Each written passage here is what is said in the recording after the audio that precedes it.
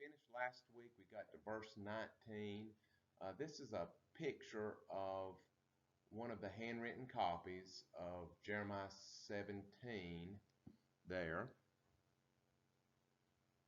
And I could probably read some of that. That is a Masoretic text, I can tell, but that would take too long. Pick up in English. All right, we'll go faster. So we got to verse 19 talking about the specific failings. So we've been generally talking about the failings and the things that people have done to turn their back on God. And he goes and he spends the rest of chapter 17 talking about how they've turned their back on the Sabbath day. Sabbath is Shabbat. It means day of rest. That in the Jewish calendar, that would be Friday evening at dusk till Saturday evening at dusk. Because Jesus was crucified and resurrected on a Sunday, Christians moved their day of worship to a Sunday. And of course, the Greco-Roman Western civilization has adapted, Monday through Friday as the work week, and we've kind of made Sunday the last day of the week rather than the first day of the week, but I guess it doesn't really matter. Anyway, they're talking about keeping the Sabbath. That's one of the commandments, to keep the Sabbath, to not work, to rest, to contemplate God on that day. And they kind of focus a lot of attention on that. Now, it starts out, "Thus said the Lord to me," and that is that prophetic formula. Jeremiah wants to make sure that we know that he's not making this up. He's not generating this information, and it almost gets tiresome. "Thus says the Lord," but that is the emphasis of this. God is saying through Jeremiah to the people, or he says to Jeremiah in this case, "Go and stand in the gate of the children of the people by which the kings of Judah come in, and by which they go out, in all the gates of Jerusalem." And so he's talking about a specific gate here, and he's using a general description. We think we know what gate it is, and I'm going to spend a little time. And as I was looking at this, there were a lot of interesting things. So we'll spend a couple minutes looking at this eastern gate on the side of the hill below the Temple Mount. They think that he is referring to the eastern gate, and it has. One reason we'll spend some time looking at it is because it has some messianic implications about that gate. But he tells him to go and stand by that gate where the kings come in and out to go into the temple, and say to them, "Hear the word of the Lord, you kings of Judah, and all of Judah, and all the inhabitants of Jerusalem who enter by these gates." Sarah is listening to, she listens to several things, but one thing, she listens to J. Vernon McGee, and he's at the point in 2 Samuel where David has done his great sin with Bathsheba, and Nathan comes and confronts him. And I wasn't aware, she pointed out to me that Nathan went in. I always envisioned that scene where Nathan goes in and talks about a man stealing, who has lots of sheep, taking his neighbor's, his neighbor only has one sheep, and that's his children's pet, and he has a party, and he takes that sheep, and David gets furious and say, "Let's execute that man, bring him into me, and I'll get him." And Nathan says, "Thou art the man." That's right. And what J. Vernon McGee said was that he did that in the court in front of all the officials, all the bodyguards, and everybody, that this was a very public, calling him out. I had always, and I didn't know one way, I did not have an idea one way or the other. I had always assumed that he went to David in private and said, "Thou art the man," but according to J. Vernon McGee, it was very public. And that is the thing that we read the Bible, and it's one of the things that we often really overlook. Nathan humiliated the most powerful person he knew. And David could have very easily had him killed. And there are other people, if you read the Bible closely, that David had killed that embarrassed him. He waited until he was about to die, but he had some people killed for embarrassing him. And so Nathan was risking his life here to confront him. Jeremiah is risking his life here. Isaiah, ministered in a time when there was still a northern kingdom of Israel and a southern kingdom of Judah, and he continually risked his life to go speak the word of the Lord. Being a prophet was not glamorous. It was, you are my representative, and you are going to confront the most powerful people that you can find, and you're going to confront them with my word. Another comparison that maybe even to a greater degree, when God called Moses at the burning bush, he said, okay, go down and confront the most powerful man probably in the whole wide world, with the most resources, the most things, come from out of left field and begin saying, I'm going to take something valuable from you, or God is going to take something valuable from you. And so it's a lot easier to read, I think, than it was to do. And so Jeremiah here is going to go to the eastern gate and confront the kings in front of all the people. So, going off on that tangent, we are at the south of Jerusalem with this picture looking up, and you see right in the middle, that little dip is the Kidron Valley. I think this is a little bit exaggerated about the elevations, but that is the Kidron Valley, and you see going up the hill there's the Mount of Olives up above Jerusalem, and you see going to the left there is the temple. You see where the temple once was, and you can see there, now it's not coming through on the projection there, but what this slide is trying to show is the line of sight. The eastern gate is visible from the Mount of Olives, is the big point of this, and you can't really see it. If you can look, if you can sort of see my laptop, you can see the distinct lines where both the temple and the eastern gate are visible here. It is also called the Golden Gate in the Bible. Now, the Kidron Valley, interestingly, talking about King David, when Absalom rebelled against King David and chased him out of Jerusalem, he walked a pathway. They describe his pathway, and he walks down across the Kidron Valley and up to the Mount of Olives, which is the exact route that Jesus used on his triumphal entry when he came in. And so that Jesus was retracing the steps in reverse rather than fleeing from his kingdom being ripped away from him. Jesus is coming in to claim his eternal kingdom on that same route. I've always thought that was interesting. There's not many places that I would like to travel in the world, honestly. I like Burke County pretty good, and I don't care to go too far, but I think it would be neat to go to the Holy Land. I think I'm always fearful that there would be so much commercialism and tourism that I would be disappointed.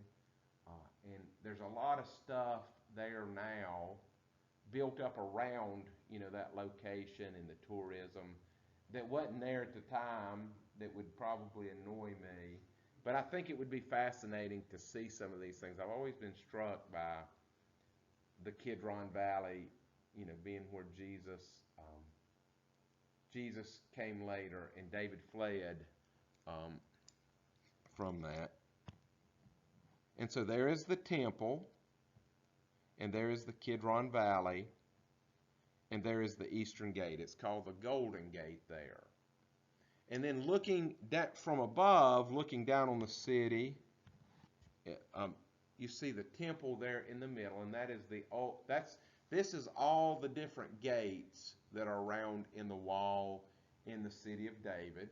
See temple right there in the middle. It's, of course, it's no longer there. And you see where the east gate is right there. That's the golden gate that they're talking about, and was visible from the Mount of Olives. And of course, the horse gate there, and I think it talks about coming in on their horses. The horse gate would be right beside the east gate. So that is where he is located.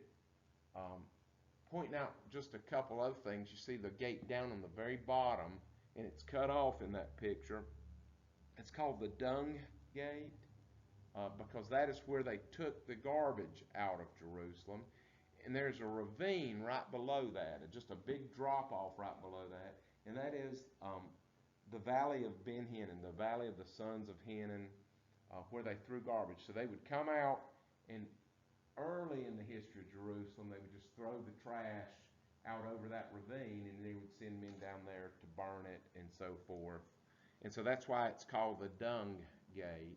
And of course, Jerusalem has got bigger over time, and that was one of the early, walled portions, but they kept enlarging it and so forth. So that is the Eastern Gate. Why are we talking about it? Well, a couple things.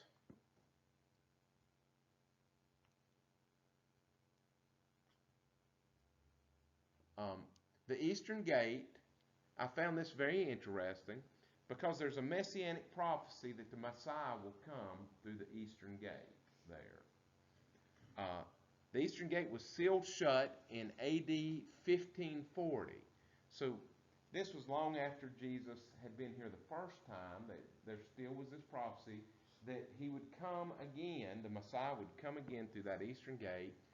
Uh, the by order of Suleiman, the Ottoman Sultan, the head of the Ottoman Empire, who ruled for a long time the Middle East, all the way up until World War I. England kind of took over control of that region after the Ottoman Empire.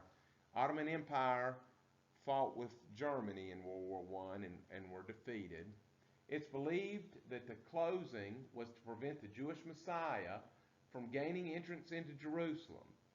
The Jewish tradition, the Messiah will pass through the Eastern Gate when he comes to rule. The Eastern Gate has remained sealed for 500 years, and so this is a modern picture of it there. You see that it had been filled in. So that same Eastern Gate was mentioned in Ezekiel, and so Ezekiel comes just a little bit after the book of Jeremiah. Jeremiah, where we're at now, is about 605 BC. Ezekiel was taken in 586, so about 20 years later, taken to Babylon with the captives and began prophesying there in Babylon. And this is what he wrote in Ezekiel 10, verses 18 and 19. The glory of the Lord departed the threshold of the temple when Babylon came, and stood over the cherubim, who lifted their wings and mounted up from the earth in my sight. This was the vision that he had of God leaving the temple, his presence leaving the children of Israel. When they went out, wheels were beside them, and they stood at the door of the east gate of the temple, and the glory of the Lord was above them. So he departed the east gate. In verse 11, I believe that should be verse 12. The glory of the Lord went up from the midst of the city and stood on the mountain, which is on the east side of the city. So he went up from the east gate up to the Mount of Olives, the presence of Yahweh, the Shekinah glory of God. Later, he talks about later, God's glory will return. At some point in the future, God's glory will return. Ezekiel 43, 1 through 5. He brought me to the gate that faces toward the east, and the glory of God came from the east. His voice was like the sound of many waters, and the earth shone with his glory. It was like visions I saw by the river Kabar.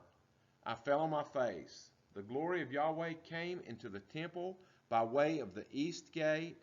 The Spirit lifted me up and brought me into the inner court, and the glory of Yahweh filled the temple. The return of God's presence among the people, God coming back to his people. That is, except the prince doesn't come at that time that God returns. In 46:12, when the prince offers a voluntary burnt offering or peace offering to the Lord, the east gateway to the inner court will be opened for him, and he will offer sacrifices as he does on Sabbath days. Then he will leave, and the gateway will be shut behind him. I mean, that sounds like Jesus will come at some time in the future after God's presence has returned with the people back to Jerusalem.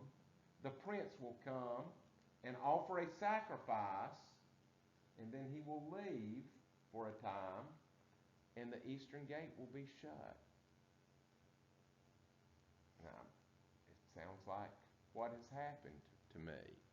Sounds like Ezekiel is forecasting the first advent of Jesus, the first coming of Jesus, and then that gate will be sealed and await his second coming. John? A couple of slides back, it says the wheels will be beside him. What does that mean? I think I did not read a ton in that, but I think that's talking about the wheels in the skies keep turning. You know, his vision of the wheels being the presence of God. That's what I believe that is. But as I say, I didn't read a ton. I was getting specific things that were mentioning the East Gate.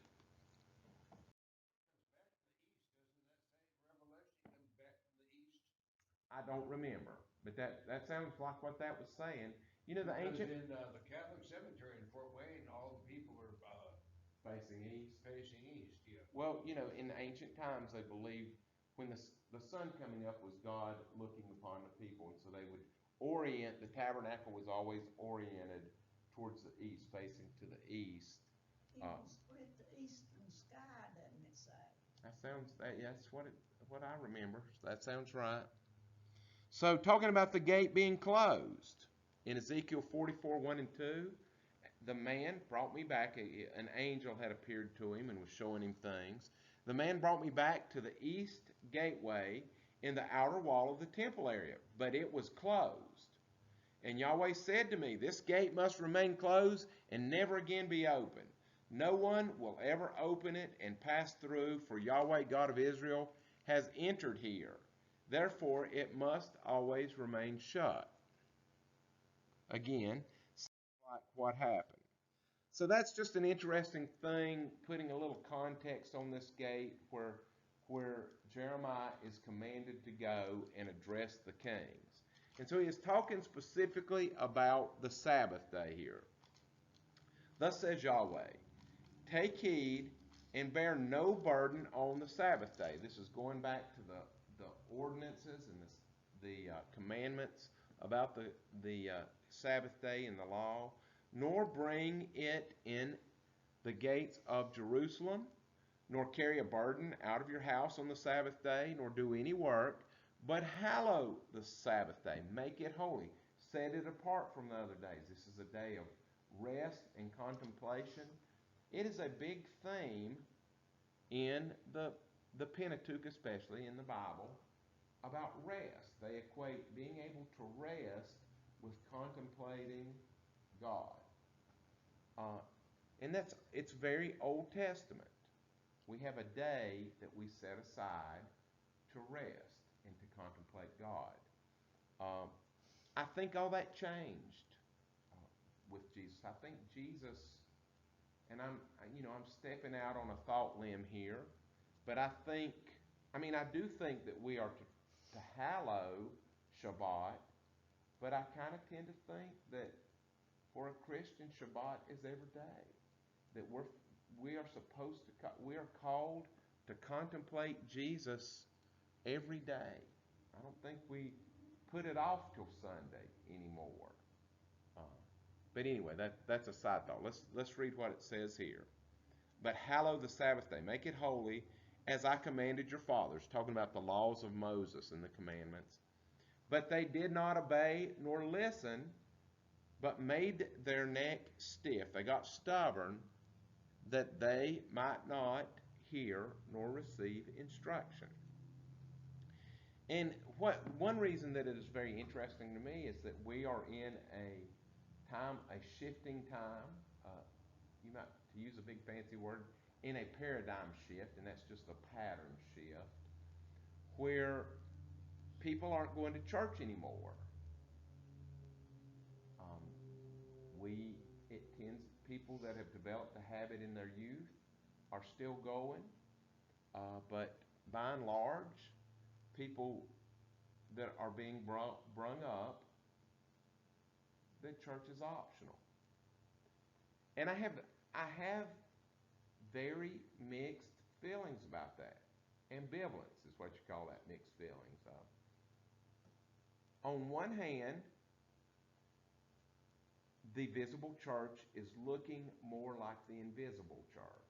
Do you know what I mean by that? Christianity is something that is in the heart. Christianity, religion is inevitable. If you believe something, you're going to do things that go with it.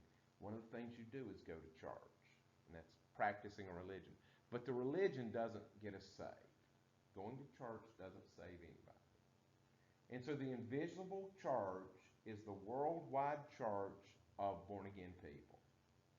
The visible church is everybody that comes in the door and sits down.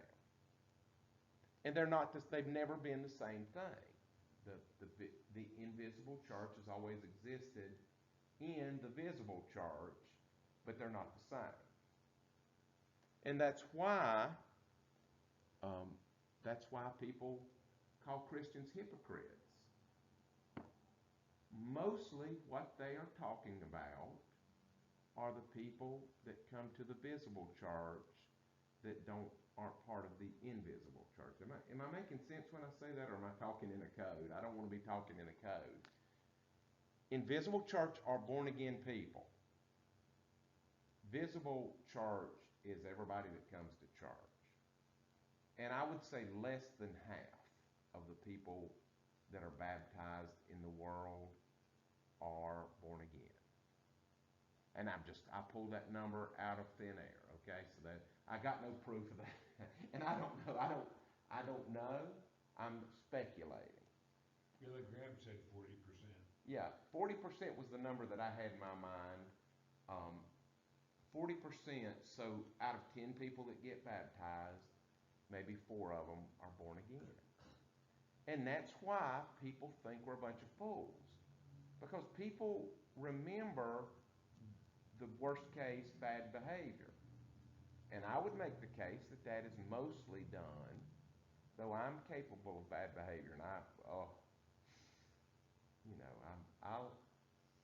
not be looking forward to Judgment Day any more than anybody else. But by and large, true hypocrisy, the true talking out of both sides of your mouth, is going to be done by people who think that they have done plenty to get to go to heaven, but they've never surrendered to Jesus. In the parable of the 10 virgins, only 5 got in. Yeah. And so it's a hard thing to talk about because we want people to come to church. And so on one hand, I believe that God is weeding right now. I think we're getting ready to hit the end of times. And by that I may mean in 100 years, 500 years, I don't know. But I think we're getting closer every day to the end of times. And God's getting rid of the fakers. God's plucking them. One of the symptoms is church attendance. Not the problem. The problem is not people stopping going to church. It is a symptom of the problem. Culture in Burke County has changed in the last 30 years to where it's okay to not go to church. And as I say, that on one hand, that's a good thing. That's That's a good thing. The church is looking more like the regenerate people, the born again people. On the other hand, there are systemic problems that come from it. Bad things are celebrated in our world now. Things that when most people went to church on Sunday, they would not participate in, let alone celebrate, are now being celebrated. You know, I stomped my foot about it a couple weeks ago. You know, they had a beer festival in Morganton, our tax dollars. And you know, again, there's nothing inherently evil about alcohol, but it used to not be celebrated in Burke County. Lots of people drank alcohol back in the day, I know. Lots of Baptists had beer in their refrigerator. But they were private about it. And there's something to be said for that. I mean, I truly, because we know we're all sinful, and we all do stuff we don't want people to be about. But now, if you do something evil, you want to get a web page and find other people who do evil with you, and you want to wear your evil out in public and have people clap their hands. That's a problem. That's a problem. And so we, you know, I am all about, I want born again people to come. I want lost people to come and hear the gospel at the church and get saved. And I want the saved people to go out and be making disciples from the church. That's what we're about. But there's a problem when a society celebrates wickedness. And we're going there fast. We're going to that place fast. Like the gay rights parade in the big city. Well, I think so, you know. Again, as I always say, I do not want everybody to know sexual thoughts that I have that are inappropriate. I do not want, that's private. I don't want anybody to know it. And I'll tell you what, where I would draw the line is, I absolutely would not go out and throw a parade to celebrate sinful sexual things that I have done or thought in my life. And that's a big difference.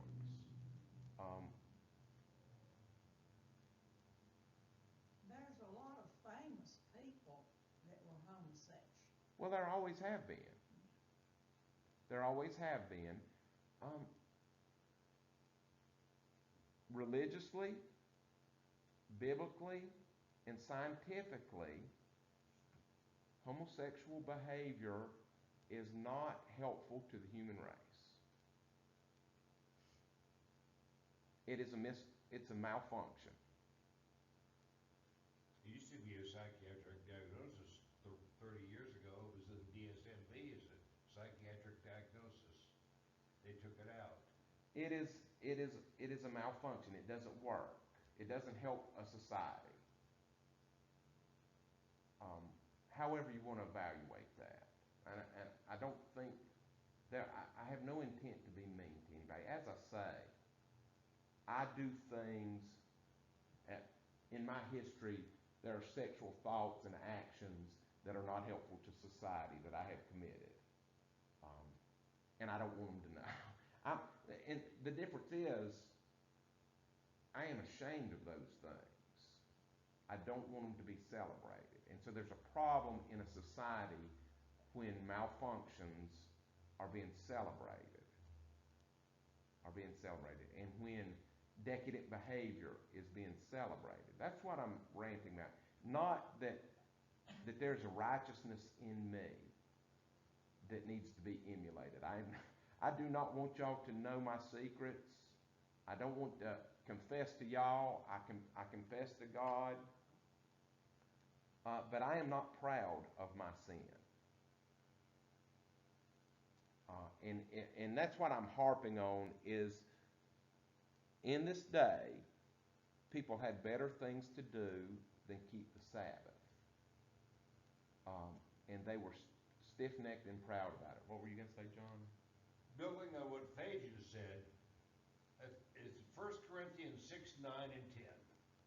It says, "Know ye not the unrighteous people shall not inherit the kingdom of God? Neither fornicators, nor idolaters, nor adulterers, nor homosexuals, nor," there's a whole list of people. Right. Sodomites, and you can look at this 1 Corinthians 6, 9, and 10. But the best thing is verse 11. It says, "But some which were of you, Right. but you are washed, sanctified, and justified in the name of God by the blood of Jesus Christ." Washed, sanctified, and justified in that order. Right. And we know from Romans 1 there is a progression of sin uh, as it grows. And we know same thing in James. There's a progression of sin and it grows.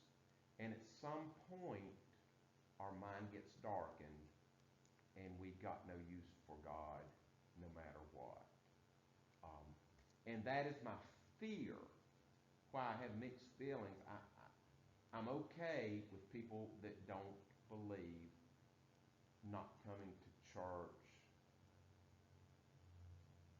and just sitting there bored.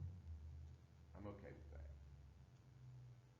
But I fear the darkening of our society so that people will begin at some point to look and crinkle their nose at church, and it's those Christians that are messing things up and getting such a hard and dark view of Christianity, of Jesus. The church should reflect the Bible and the truth about Jesus. They will look at Jesus as part of the problem,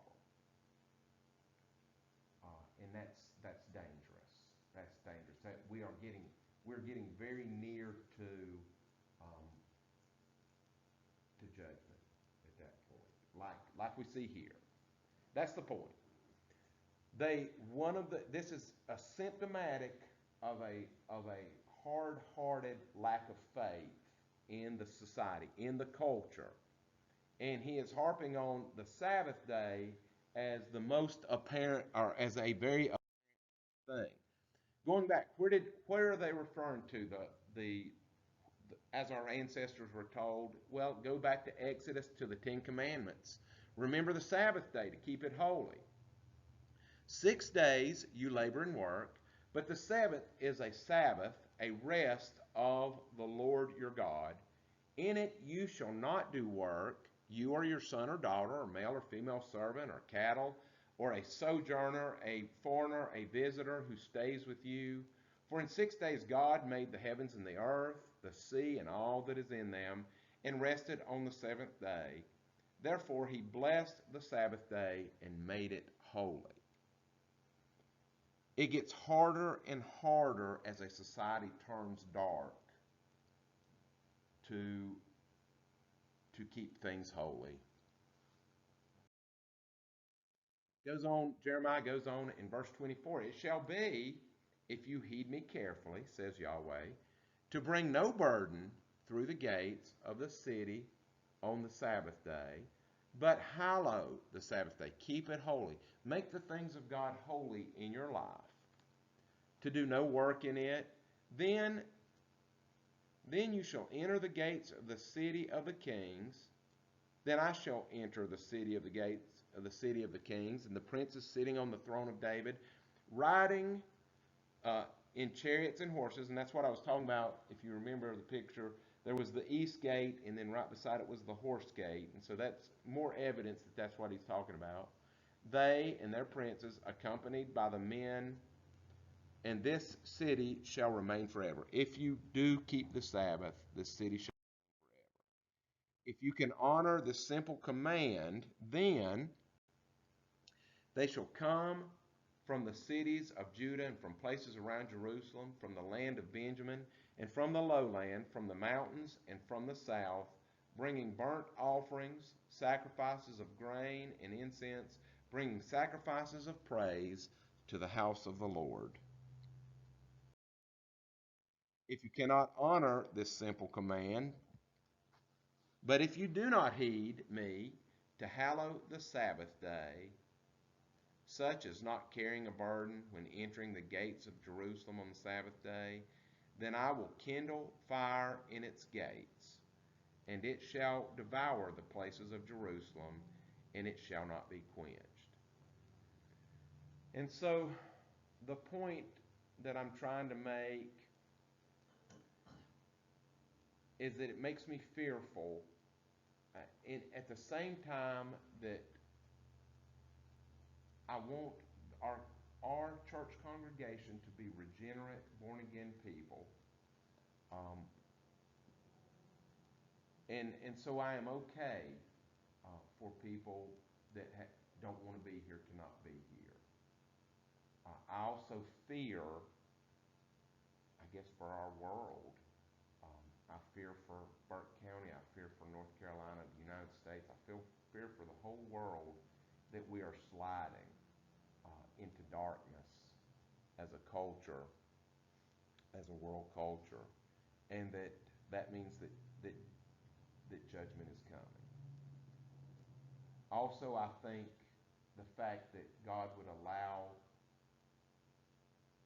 well, I don't think allow, I think that God is plucking weeds right now. And I think it's because it's coming quickly to the time where Christians have to be Christians all the time. And we can't afford hypocrisy. We can't afford half measures. We've got to be in for Jesus or out. I think that time is quickly coming. That's what I think. Any other thoughts or comments? A little bit of a dark thought. It's 3. We're right at the end of chapter 17. The next chapter is I am the potter, you are the clay, or the potter's, where he uses the metaphor of doing pottery to talk about his relationship with Israel. And so that's a good natural place to quit, a good time. Any other thoughts or comments on things? Okay, well, let's stop there and say a prayer then.